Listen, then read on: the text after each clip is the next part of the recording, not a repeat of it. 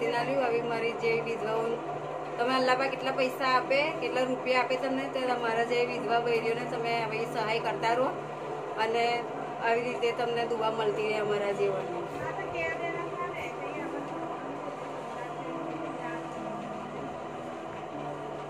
વાત થઈ ગઈ, તમારું આવશે હવે.